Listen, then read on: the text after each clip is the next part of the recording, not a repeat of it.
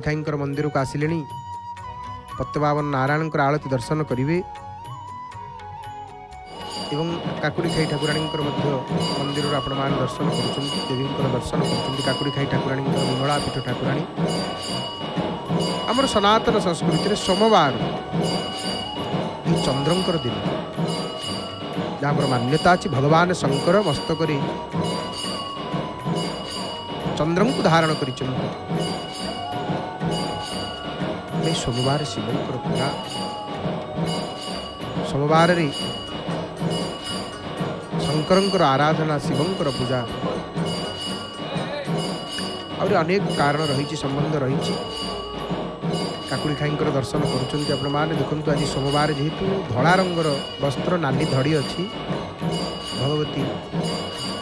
माँ आज परिधान कर धला रंगर शुक्ल रंगर वस्त्र महाप्रभु धला रंगर वस्त्र काकुड़ी खाई ठाकुराणी दर्शन एपटे पतित पावन नारायण दर्शन कर आलती खूब कम समय भितर पतित पावन नारायण आलती हेब पूजापंडा सामंत महाभाग देखु प्रस्तुत करुचंती आलतीर प्रस्तुति करुचंती भगवती को प्रणाम करंतु ठाकुराणी की प्रणाम करंतु पतित पावन नारायण को प्रणाम करंतु मन भितर मन को महाप्रभुंकर चरणारविंद जुगल रखिदे निज प्रभुंकर चरण में समर्पी दे आसंतु संगीतमय परिवेश आलतीर दर्शन करवा संध्या आलतीर दर्शन करवा